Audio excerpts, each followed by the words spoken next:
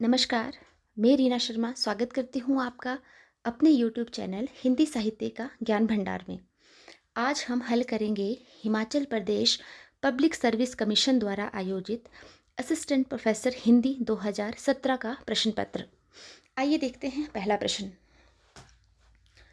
जिस प्रकार आत्मा की मुक्तावस्था ज्ञान दशा कहलाती है, उसी प्रकार हृदय की यह मुक्तावस्था रस दशा कहलाती है।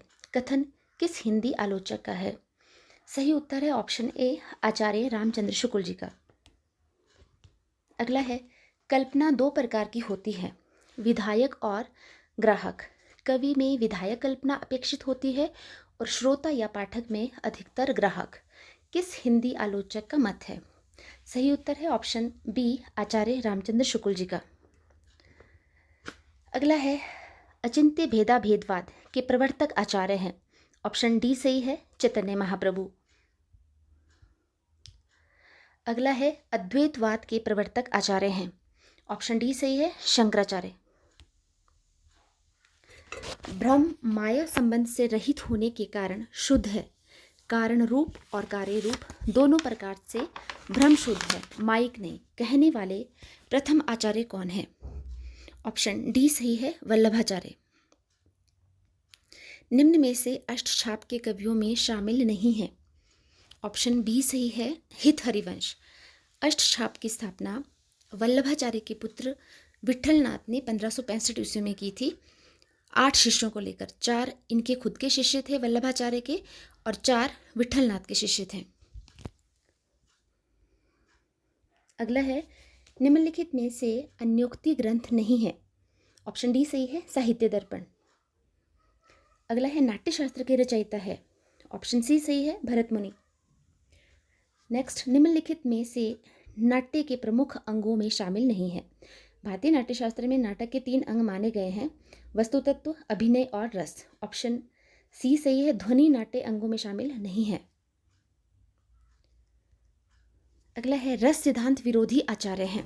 ऑप्शन डी सही है, भामा। भामा अलंकार संप्रदाय से संबंधित आचार्य हैं। अगला है, काव्य कौतुक के रचनाकार हैं। ऑप्शन बी सही है, भट्टतोत। भरत मुनि की रस सूत्र के आधार पर रस की व्याख्या करने वाले आचार्यों का सही क्रम है। ऑप्शन ए सही है, भट्टलोलट, शंकुक, भट्टनायक और अभिनवगुप्त। अगला प्रश्न है, लोक भाषा को अपभ्रंश नाम ना देकर देश भाषा कहने वाले विद्वान। ऑप्शन ए सही है, भरत मुनि। अगला है, दब सहाव बयास नामक ग्रंथ के रचयिता है। ऑप्शन बी सही है, देवसेन। हिंदी साहित्य के आरंभिक काल को चारण काल कहने वाले आलोचक हैं। ऑप्शन सी सही है, राम कुमार वर्मा। नेक्स्ट है, राज्याश्रित कवि और चारण जिस प्रकार नीति, श्रृंगार आदि के फुटकल दोहे राजसभाओं में सुनाया करते थे, ठीक उसी प्रकार अपने आश्रयदाता राजाओं के पराक्रमपूर्ण चरितों गाथाओं का वर्णन भी किया करते थे। यह कथन किसका है? ऑप्शन बी सही है, आचार्य रामचंद्र शुक्ल जी का। बालचंद बिजवाई भाषा दुहु नहीं लग गई दुज्जन हासा काव्य पंक्ति के रचयिता है। ऑप्शन डी सही है, विद्यापति। अगला है, रामचंद्र शुक्ल के अनुसार भोज प्रबंध के ढंग का ग्रंथ है। ऑप्शन सी सही है, प्रबंध चिंतामणि। मेरा जोबना नवेलरा भयो है गुलाल कैसे गर दीनी बकस गोरी माल काव्य पंक्तियों के रचनाकार हैं।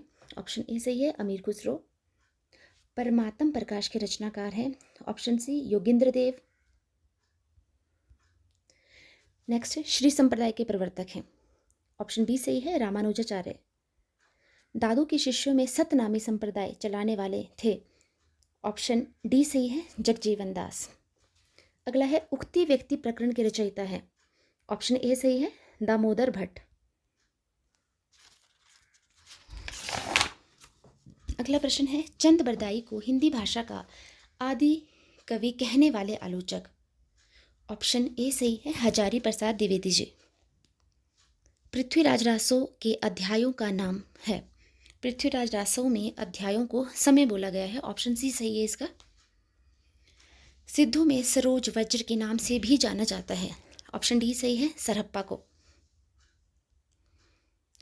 अगला प्रश्न है, जन्म काल के अनुसार निम्नलिखित कवियों का सही अनुक्रम बताना है। ऑप्शन ए सही है, सबसे पहले कबीर आते हैं 1398 ईस्वी में, उसके बाद सूरदास, इनका जन्म हुआ था 1478 ईस्वी में, उसके बाद जायसी 1492 ईस्वी में, और लास्ट में आते हैं तुलसीदास 1532 ईस्वी में। अगला है, धर्म की भावनात्मक अनुभूति या भक्ति जिसका सूत्रपात महाभारत काल में और विस्तृत प्रवर्तन पुराण काल में हुआ था, कभी कहीं दबती कभी कहीं उभरती किसी प्रकार चली आ रही थी। भक्ति के विकास के बारे में उपयुक्त विचार किस आलोचक के हैं? सही उत्तर है ऑप्शन सी, आचार्य रामचंद्र शुक्ल जी के। अगला है, प्रेम स्वरूप ईश्वर को सामने रखकर भक्त कवियों ने हिंदुओं और मुसलमानों दोनों को मनुष्य के सामान्य रूप में दिखाया और भेदभाव के दृश्यों को हटाकर पीछे कर दिया। ये किस आलोचक ने कहा है? ऑप्शन बी सही है, आचार्य रामचंद्र शुक्ल जी ने। सुफल जन्म मुको गुरु कीना, दुख बिसर सुख अंतर दीना, ज्ञान दान मुको गुरु दीना, राम नाम बिन जीवन हीना। उपयुक्त काव्य पंक्तियां किस कवि की हैं? ऑप्शन ए सही है, नामदेव की। जब हम होते तब तू नाही, अब तू ही मैं नाही, अतल अगम जैसे लरही मही उदधि, जल केवल जल माही। उपयुक्त काव्य पंक्तियों के रचनाकार हैं। ऑप्शन बी सही है, रविदास या रैदास। अगला प्रश्न है, ज्ञान बोध के रचयिता है। ऑप्शन बी सही है, मलूकदास। निर्गुण पंथ के संतों के संबंध में ये अच्छी तरह से समझ रखनी चाहिए कि उनमें कोई दार्शनिक व्यवस्था दिखाने का प्रयत्न व्यर्थ है। उस पर द्वैत, अद्वैत, विशिष्टाद्वैत आदि का आरोप करके वर्गीकरण करना दार्शनिक पद्धति की अनभिज्ञता को ही प्रकट करेगा। ये पंक्तियाँ किस आलोचक ने कही हैं? ऑप्शन सी सही है, आचार्य रामचंद्र शुक्ल ने। अगला प्रश्न है, मृगावती के रचनाकार हैं। ऑप्शन ए सही है, कुतुबन। चित्रावली के रचनाकार हैं। ऑप्शन सी सही है, उस्मान। आखिरी कलाम में किस मुगल बादशाह की प्रशंसा की गई है? सही उत्तर है ऑप्शन ए, बाबर की। अगला है, बरूनी का बरनो इमी बनी, साधे बाण जानू दुई अनी, उन बानहा असको जोना मारा, बेधी रहा सगरो संसारा। उपयुक्त काव्य पंक्तियों के रचनाकार है। ऑप्शन सी सही है, जायसी।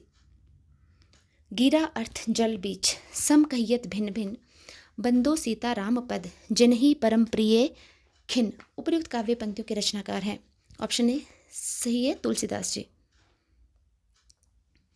अगला है, निम्नलिखित में से कौन सी रचना स्वामी अगरदास की नहीं है? ऑप्शन डी सही है, छंदावली। अगरदास की रचना नहीं है ये।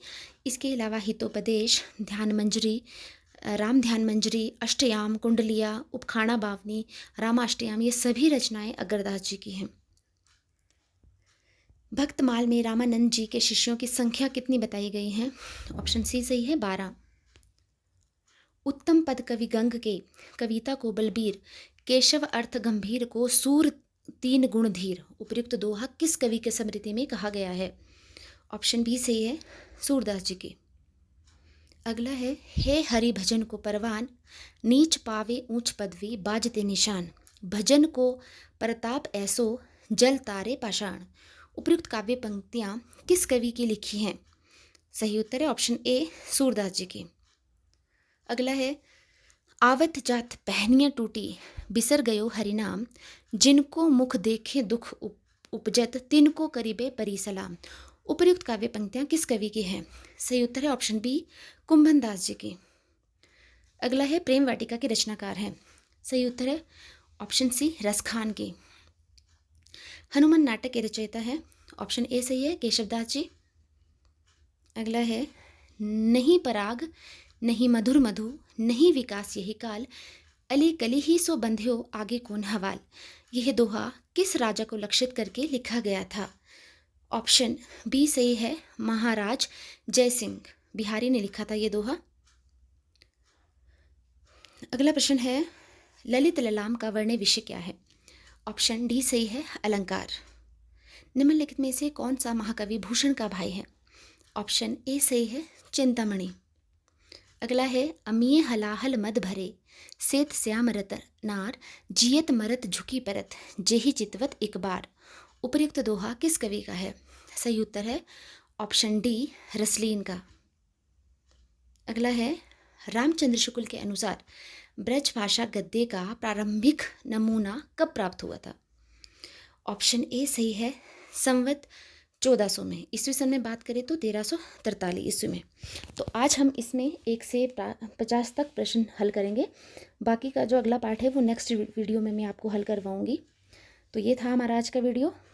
अगर आपको मेरा वीडियो अच्छा लगा हो तो इसे लाइक शेयर और सब्सक्राइब जरूर करें। धन्यवाद।